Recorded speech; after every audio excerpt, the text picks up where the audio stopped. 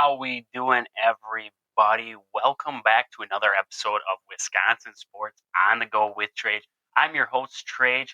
Today we are going to be talking a little bit of Brewers here. We're going to be talking about last night's win against the Marlins. 2 games so far they've taken against the Marlins here. We're going to recap it, cover it, and then we're going to look ahead to tonight's game against the Marlins. And then we'll be looking at a little bit of Packers news today, covering the Packers. Haven't got into them too much this week, so we're going to cover them a little bit more, cover that last game, what we liked, what we saw, and then get into maybe a little bit of Falcons news, and then also just covering what's going on with the Packers right now.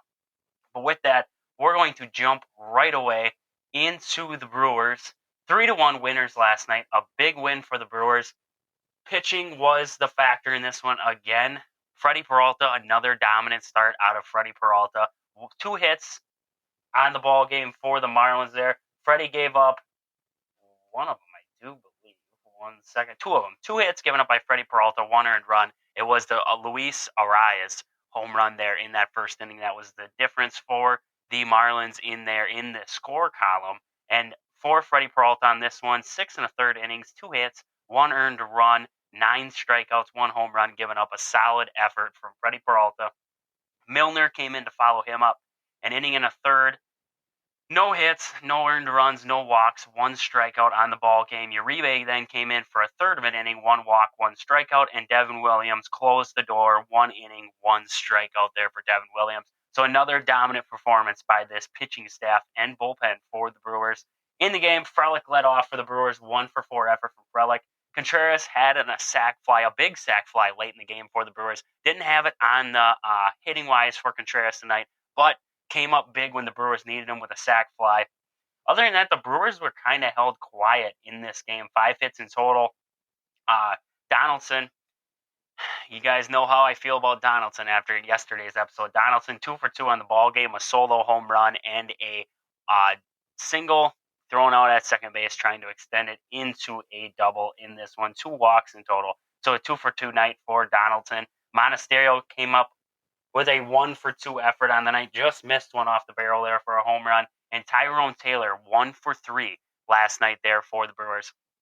So a decent effort on the Brewers offense. Did just enough to win this ball game. 3-1, the final score in this one. Brewers put up 1 run in the second, 1 in the fourth, and then 1 in the seventh. That was that sac fly by William Contreras. That was a big run, a big insurance run for this Brewers team. Looking on the flip side of it for the Marlins, Arias, like we said, had that 1 solo home run early on for the Marlins, and Edwards had the other hit for this Marlins team. Other than that, they were held in check by Freddie Peralta and the bullpen tonight. So a good dominant performance there by the Brewers. Chargos started it for the Marlins. 1 inning pitched, 1 hit given up for Chargos. And then Edward Cabrera came in, 4 2/3 innings, 2 earned runs, 5 strikeouts, and 6 walks. Pook came in then for 2 hits and an earned run, 2 strikeouts, and then Soriano finished it out, inning and 2/3, 1 hit given up, and zeros across the board other than that.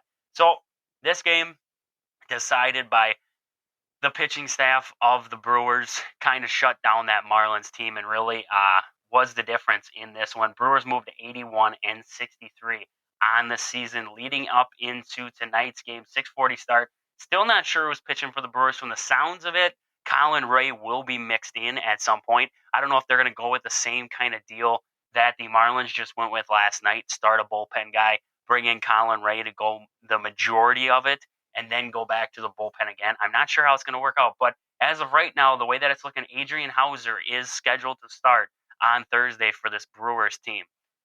So some good news there to get Hauser back in the rotation. Just not really sure where his role is going to lie with these starters coming back and what the Brewers will do moving forward here. They're in a stretch right now of playing a lot of games in a lot of days, so I'd expect Craig Counsell to make that rotation, that 6-man rotation. I'm not really a fan of it, but he likes to extend and give his starters time off, so I would expect a 6-man rotation. Maybe see a guy like Julio Teheran brought back up to the Brewers here to mix in there. Maybe him and Colin Ray split times in the starting role in games. I don't know. We'll see what the Brewers do there. But a 6:40 start as of right now. It looks like Garrett's going to go for the Marlins, and it sounds like from what the reports are saying, Ray is going to be in the mix for the Brewers. Garrett against this Brewers team. Some guys have experience against him. Willie Adames, 2 at-bats. He has a 500 average. Canna with a 500 average. Canna went out last night with a left sore wrist, and we're hoping to see more on what's going on with Mark Canna pretty soon here, just to get some news. And hopefully everything checks out. Hopefully it was just more of a precautionary thing for this Brewers team. Left wrist soreness was all that was reported as of right now. So we don't know what the severity of it is, but hopefully just see what could happen here. Hopefully, if it's anything, it's maybe miss a day or two, not to be out for an extended stretch. The Brewers could really, they couldn't afford losing Mark Canha for an extended stretch right now. He has been the offense, big help in the offense as of late for this Brewers team. So hopefully everything checks out with Canha. Caratini, 500 average against Garrett. Contreras is hitting 333, Santana 333, and Yelich, I'm not sure if he will be back yet, but 1,000 average against Garrett there in 2 at-bats. So set up for a good game for the Brewers there. Garrett's coming in this one, 8-6 with a 3.82 ERA. A left-hander, so I expect to see a lot of the right-handed bats in there for the Brewers. That's the way Greg Counsell likes to shake it. I still would expect to see Sal Frelick in there. I think he's proven that he can hit lefties, so I expect to see Sal in this lineup in some way, shape, or form. But looking at the Brewers right now, hitting-wise, Contreras is leading the team in average, 281. He has gotten his average up to. So good to see from Contreras getting that average and keeping that average up for the majority of this season here. Willie Adames leads the team in home runs, 24, and in RBIs with 76. Christian Yelich is on base percentage. He leads the team at 363 and hits. Christian Yelich actually leads this team with 143. Another stat to look at for the Brewers, last 3 games for this Brewers team, the big 3 of the Brewers rotation, Corbin Burnes, Brandon Woodruff, and Freddie Peralta. Burnes, he went 8 innings on Sunday. We all remember that, the one that should have been a no-hitter. Went 8 innings there last night, or 2 nights ago. Brandon Woodruff went 9 innings, 6 hits on the ball game, and no earned runs. And then Freddie Peralta last night, 6 1/3 inning pitch, 2 hits, 1 earned run. So over the last 3 games, these starters for the Brewers have given up 8 hits and 1 earned run. That is some impressive work right there out of this big 3 from the Brewers, and that is a scary rotation right there. If they stay hot and this Brewers team can just muster some runs across for those 3, this Brewers team could be deadly come playoff time, but that's getting them to the playoffs. And to get to the playoffs, this offense is going to have to produce in some way, shape, or form. I did see a lot of people talking about getting the playoff rotation right and setting it up so we would have Burnes, Woodruff, and Peralta kind of sitting idle for that last series against the Cubs. Excuse me. For that last series against the Cubs. And I've read a lot of comments on that. I don't see that as a very good option for this Brewers team. Say you leave them sitting in a perfect world. Yes, a perfect world.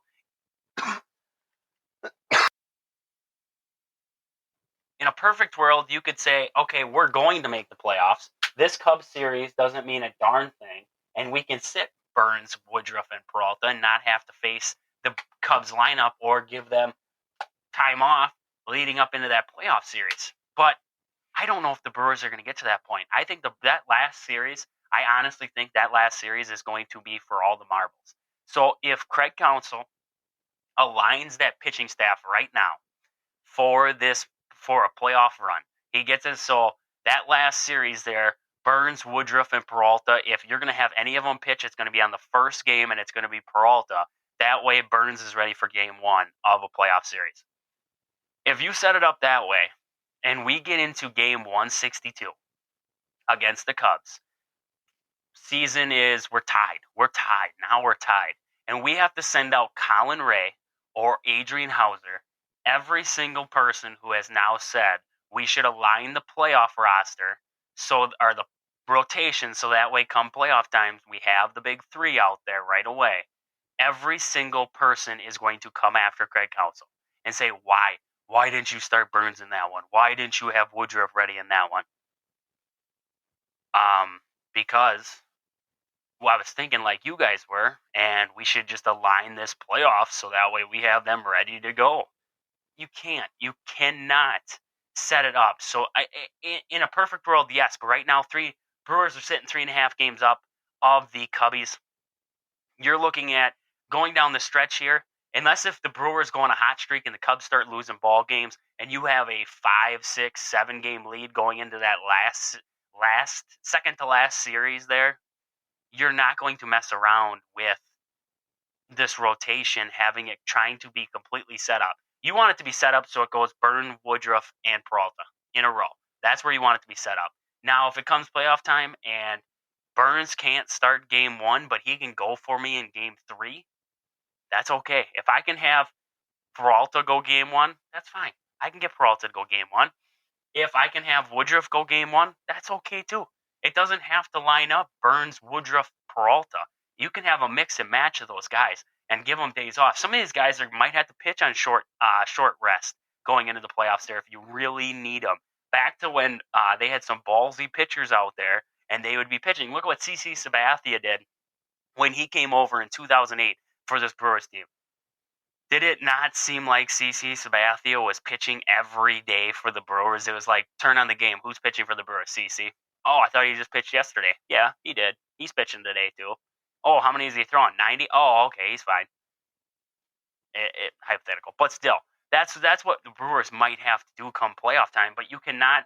I don't understand when people say, well, Craig Counsell needs to align this pitching rotation so that way it's ready for playoff time and the big three is ready to rock and roll. You can't. You cannot. You have to have the big three in your back pocket there going into that Cubs series. Because that could be for all the marbles. That could be the difference between NL Central winner and 0 wild card. Because the way the wild card is right now, the NL Central isn't guaranteed a wild card spot. If the Brewers and Cubs both go on a losing streak, the Brewers might still be 2 games up with the Cubs going into the last series, but they might both be out of the wild card race. And knocking the other one out in that series might knock them out of playoff contention. So that's where I'm looking at this and saying, no, you can't. And you have the Cardinals coming up. I'm telling you, the Cardinals are playing some better baseball as of late, and there's nothing more that Cardinals want to do than knock the Brewers out of playoff contention. There is nothing else. They want the Brewers to be sitting on their couch right next to them when they're watching postseason baseball. That's what the Cardinals want. So they're going to be gunning for the Brewers here. They have 7 games against the Cardinals. 7 games against those Cardinals yet. It's not setting up for the Brewers in any way, shape, or form. I mean, you look at the way they designed this schedule. If the Cardinals played what they were supposed to this year, you had the Cardinals 7 times yet, and then you still have to play the Cubs 3 times. This is, looking at record, Cardinals aren't a great team. But to me, Cardinals have had the Brewers number. It doesn't matter what kind of year it is. The Cardinals somehow find a way. They still have decent bats in that lineup. Adam Wainwright's still there. They still have decent guys on this team, and you don't want to mess around with them. You want your best guys out there every day from here on out to get you to the postseason. And then when you got to get there first. You can't just expect to make it. You have to get there first. And if that means that we're going to start game 1 of the wild card with Adrian Hauser on the mound because we just had to pitch our big 3 against the Cubs to guarantee our spot in the playoffs, that's the way it's set up. And you're going to have to work with it. You're going to have to work with it. You have Wade Miley in your back pocket. You have 4 guys in this rotation that you can trust. Miley, Peralta, Burns, Woodruff, 4 guys who you can trust fully in this lineup that can get you innings. Hauser, depends on the day. He can get you innings. Colin Ray, he's been solid. He has some blow-ups, but he's been solid for this Brewers team. Who hasn't had some blow-ups for this Brewers team so far this year? Julio Teheran, maybe he comes back from the injured list here and gets back into the rotation, and maybe he's lights out like he was when he first came to the Brewers. A lot of hypotheticals, but you look at this Brewers front office, they love to play with hypotheticals. They love to hope for guys to return back to what they were. I can't believe they didn't bring Keston Hiura back up because the way that they hoped that Jesse Winker would come back to what he was, Darren Ruff, Luke Voigt, I'm surprised we didn't hope that Keston Hiura could come back up and produce like he did back in the day. But with that, just jumping around Brewers news and kind of seeing what people are talking about right now. And it was reported that David Stearns is actually taking over as the Mets president of baseball operations. Good for David Stearns. Good for him to get another gig and get with a team that the Mets, we know, they love spending money. And you know what? As much as people want to hate David Stearns made some moves for this Brewers team in 2018 that put the Brewers over the top. He has slowly built the Brewers to what we see today. Now, what we're seeing today, that's a different kind of animal because Matt Arnold has kind of signed guys in the offseason that haven't worked out for this Brewers team and have worked in the regular season here with guys who haven't panned out. But David Stearns put the building blocks for what the Brewers developed into with that postseason appearances, with the NLCS run the Brewers had. David Stearns was a huge part of that. And good for him to be able to get another job out there and be able to just get back in the front office because I like David Stearns. I did. I really did. And I honestly thought Mark Ananasio gave him the shaft when he tried to blame David Stearns for being the guy who wanted to trade Josh Hader. Why would David Stearns, the guy who built the Brewers to what they are back in 2018, think that when we're in the middle of a pennant chase, let's trade our all-star closer because that's going to be the best thing the Brewers can do in that point in time? He was told, we don't have the money to pay for this guy. We need to get rid of him now. Find me a deal. He found a deal. The deal ended up working. William Contreras came to the Brewers. Yoel Pampas came to the Brewers. It ended up working out for the Brewers, yes. But at the end of the day, David Stearns got that shaft, and David Stearns said, enough's enough. I'm going to step down. I'm still going to be here to help. I'm going to help, but I'm going to step down. Now he's going out to the Mets. Steve Cohen, open checkbook. David Stearns knows how to find talent, and from working with the Brewers, knows how to find cheap talent that he can make work on the ball field. David Stearns going out to the Mets. I expect good things out of David Stearns, and I wouldn't expect the Mets to be down for too long. They're kind of in salary jail right now. A lot of contracts they still owe on. But I expect David Stearns to do good things out there with the Mets. As much as I don't want to like a guy who was with the Brewers, now he's gone, David Stearns didn't wrong the Brewers in any way. He was given the shaft. He was sent out. Here he is now with the Mets. But also I want to look at, as of oh boy, what am I looking here? Lost it there for a second. As of yesterday, the Brewers, well, you could put it in today, but the Brewers are 16, after getting swept at Dodger Stadium last month, the Brewers are 16-5. In that span, as of yesterday, pitching has a 3.14 ERA, and hitting is scoring about 6.05 runs per game. You think that maybe that Dodgers series was the wake-up the Brewers needed to say, this is what the big dogs look like in the NL. We can't compete with that if we keep playing like we are. But I think a lot of it had to do with, and a lot of people look at it as he's got a terrible average. And I agree, terrible average. But there has been one guy who started to hit just a little bit better when the Brewers left the Dodger Stadium. Willy Adames has really picked it up. It won't show in his average. It's never going to show in his average at the end of this year. But Willy Adames, since he had a little bit of a spark, and he's had some games here where he has started to produce again, the Brewers have picked up a lot of wins. And when Willy Adames goes, this Brewers team goes. That's where I'm looking with this Brewers team right now, is Willy Adames is the cog that makes this engine run right now. You could say William Contreras. Yeah, he's been there, done that all year long. Mark Canha, been hitting hot as of late. Hopefully everything checks out with his wrist. He's been a solid add. Carlos Santana, same thing with him. But Willy Adames has been the guy that the Brewers have been waiting for to come around here this season. And hopefully he's turning a corner, slowly getting back at it. And we see big things out of Willy Adames for the rest of this season here. And just to help this Brewers team get into the playoffs. And then when they get in, see what they can do.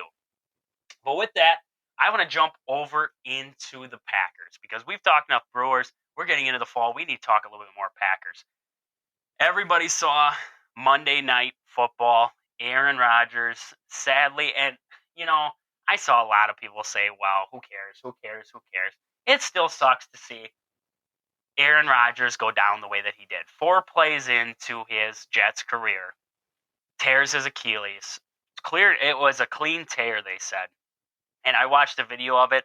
When you watched it live, I watched it live. I saw him sit down then. I was like, what the heck is going on? You didn't really see what happened. But then you watched a replay of it, and oh my, you see that thing snap. And that was a clean snap. You saw his entire calf down to his ankle pop. And I was like, whoa, okay. Now I can see what happened there. And it sucks to see for a guy like Aaron Rodgers, a guy who, you expected, especially for Jets fans, you expected finally to get out of that cellar, finally do some good things, and now Zach Wilson's back at quarterback, and you're trying to go out and find other guys now. Now, looking at that and how it affects the Packers had a deal with the Jets that it was the difference between a first-round pick and a second-round pick for the Packers there. I can't remember what it was. If it was 65%, don't quote me on that. 65% or, let's see here. I can't remember now. I'm looking quick real fast. 65%. Yep. If he played 65% or more of the offensive snaps in 2023, it would be a first-round pick the Packers would have got. If he played less, it would be a second-rounder. The Packers will now, guaranteed now that Aaron Rodgers is out for the year, are guaranteed for a second-round pick. Is it a terrible thing for the Packers? We would have loved to have a first-round pick. There's nothing more than you wanted than a first-round pick out of that. But the way that it happened, I'll get over it. I'll be okay with that second-round pick. You can do stuff with that second-round pick now that the Packers have. I mean, looking at what Brian Gutekunst has done in the second round there, especially in the receiving room, he has made some decent moves there to pick up guys. And then looking at tight ends, he even got a guy like Luke Musgrave in the second round there. So some big ads have been added there in that second round. So I'm not really worried about the injury, or not the injury, but the pick coming to the Packers. I just hope nothing but the best for Aaron Rodgers. The way that he left Green Bay, not the greatest thing ever, but still sucks to see a Hall of Fame quarterback go down like that for the Jets. But to look around a little bit more here, just to see what's going on. It was reported, trying to find that offensive lineman there, that Yosh Jigman's contract he restructured his contract, created $2.5 million in cap space. Now, what are the Packers trying to do with that cap space? That's what I'm thinking I want to discuss here. Trying to pull up some different looks here. What the Packers could be looking at to do with that. Week 1, looking at it, the Packers secondary looked good. I don't know if there's much you want to do with that secondary. I don't know if there's much you want to really do with that defense there right now. But looking at the wide receiver room, I could see maybe going out and adding some wide receiver depth, maybe some veteran wide receivers to bring into that wide receiver room, because right now you have a lot of rookies on this team. Maybe somebody will go out and say, okay, we look at the NFL free agents list right now. We have guys on here like Leonard Fournette, Kareem Hunt. So running back wise, depending on how long Aaron Jones is going to be out, that'll depend on what the running back room looks like. Right now, Emmanuel Wilson, A.J. Dillon, those are your two guys that you're going to expect to get most of the workload there for the Packers. Looking at wide receivers, though, Jarvis Landry, wide receiver presence. Does he still have the legs underneath of him to be able to help this Packers team? And then looking down the list here, Kenny Golladay. I could see Kenny Golladay potentially being a big pickup for this Badgers team, or for this Packers team, sorry. I get in between sports. I start talking about the Badgers. I think about the Badgers, then I'm talking about Packers. But for this Packers team, Julio Jones even in there in the wide receiver room, all potential ads that could come into that wide receiver room and really help out. Also looking at former Pretty sure he's still suspended, but Quintez Cephas, former Badger, there we go, talking about Badgers now. Former Badger Quintez Cephas out there on the free agent wire. But just, I could see the Packers freeing up some cap space. T.Y. Hilton even out there as wide receiver. Somebody to come in and be a safety blanket for Jordan Love. He's got playmakers. Romeo Dobbs, Christian Watson when he's healthy. Jaden Reed has developed into a big playmaker. Very impressed by Jaden Reed's first week. But just somebody to come in and be a safety blanket, kind of that veteran presence that the Packers are lacking there in that wide receiver room. That could be a guy like Jarvis Landry, Kenny Galladay, like I said. I mean, Julio Jones, if you can keep him healthy. Just options down the board there. I'm interested to see what the Packers will do. Maybe they go out and grab somebody in free agency. Maybe they grab some defensive help there on that defensive line, some depth. I'm not sure. Looking at the defensive side of it right now, um, see who's available right now for some bigger names. Casey Hayward's available. Melvin Ingram and Carlos Dunlap are all available right now. Robert Quinn, all available right now. Also look for maybe another backup quarterback, some more experience behind Jordan Love. You have guys like Matt Ryan out there. Carson Wentz is also on the free agent market because the Jets are going to be shopping right now for this quarterback room. Maybe the Packers stoop in there and they grab a veteran presence behind Jordan Love. I know you have Sean Clifford, and Clifford had a great preseason, but maybe you look for more of a veteran presence behind Jordan Love here going into this rest of this season here. But that's about all I wanted to cover with the Packers today. Kind of just looking at some of the rumors and just see what we are thinking in Packers news right now and what is going on. But with that, that is about all I have today for Wisconsin Sports Talk. Like I said, Brewers tonight, another matchup with the Marlins, 6:40 start again. Expect to see. It's looking like, just reported, Trevor McGill will get the start for the Brewers there. McGill, I guess bullpen day. I still expect to see Colin Ray, but Trevor McGill is scheduled to get the start for the Brewers here for this 6:40 start. So maybe see McGill go a couple innings and then go to Colin Ray and then get it into that seventh inning. But with that, that is about all I got. This has been Wisconsin Sports on the Go with Trades. Thank you guys for listening. Doses, Brew Crew.